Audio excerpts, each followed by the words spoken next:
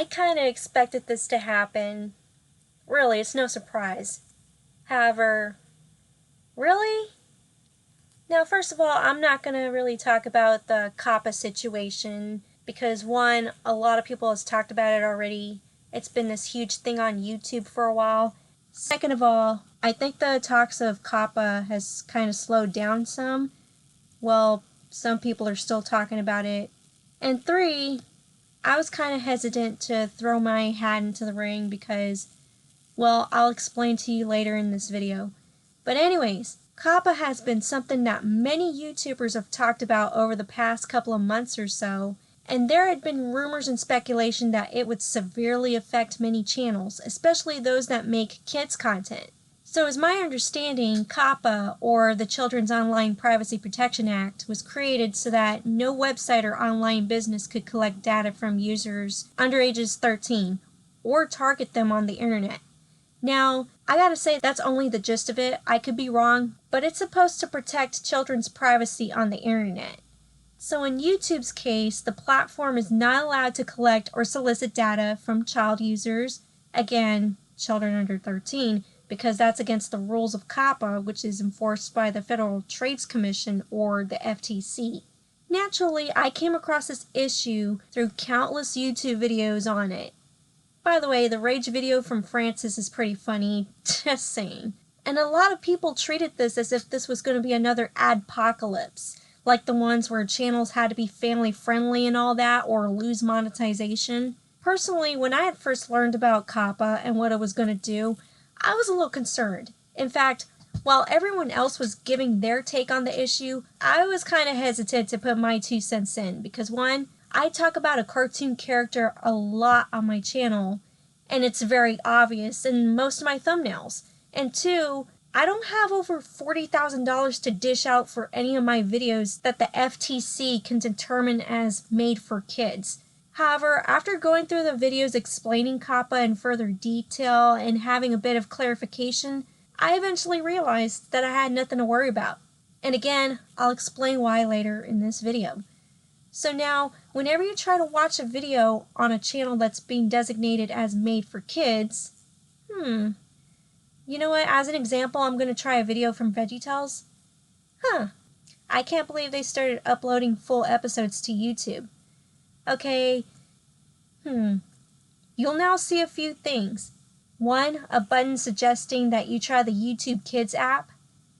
Two, you'll see that notifications are turned off, or limited, depending on the channel. Three, you can't save the video to watch later, which is kind of a downer because I like to save videos to watch later. 4, comments are turned off.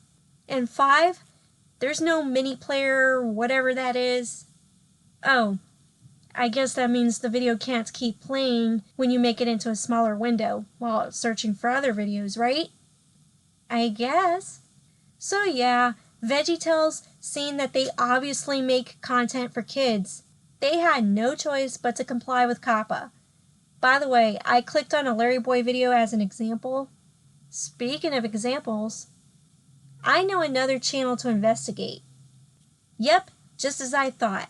Sesame Street is also complying with COPPA.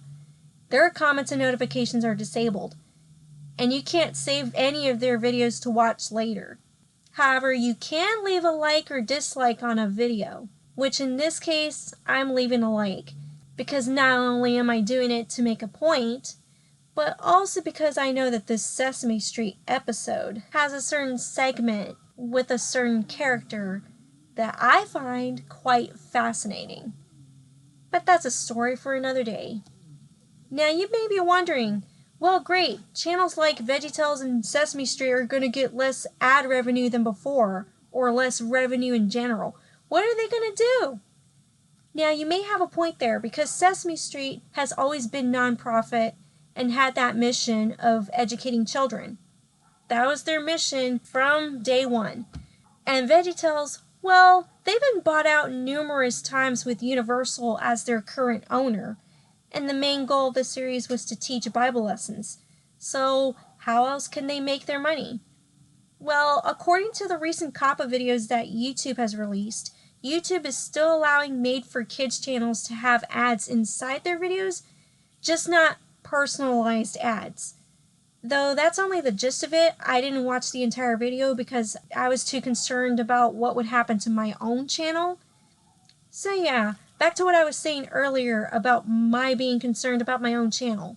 At first, I was worried that I would have to check the box saying that the channel was made for kids because, again, like I said, I talk about LarryBoy on and on and on. That's what I based my channel on. I talk about LarryBoy all the time, even though I know very well that young adults and older are my main audience, and I have the analytics to prove that. I've never made anything for kids. I've done reviews. Yeah, I've been harsh on some of the stuff that I've reviewed, but they were reviews. Sure, I have a character that I love so much, and I love to talk about him, but at the end of the day, I'm just not Sesame Street, okay? So when I had checked to see if my channel was changed or not, because again, let me be clear, when I say that I do not make stuff for kids, I've never made stuff for kids, and I would never do that. Eventually, I found out that my channel was safe. So basically, if you do a review on a kid's movie or show, and your main target audience is adults, you're most likely going to be in the clear. Yep, like Phalis, the Nostalgia Critic, Francis especially, you should be fine. So I can't imagine what all the hysteria was about, other than to make a YouTube video. And you know, I sat on this issue for quite a while. I wasn't sure whether to make this video or not, but I had to because VeggieTales is part of it, seeing that they have to comply with COPPA. The features that have been turned off on that channel, in my opinion, they're not a heavy loss. It's annoying sometimes, but nothing that serious.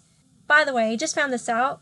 You can find VeggieTales episodes on this streaming app called Yippee.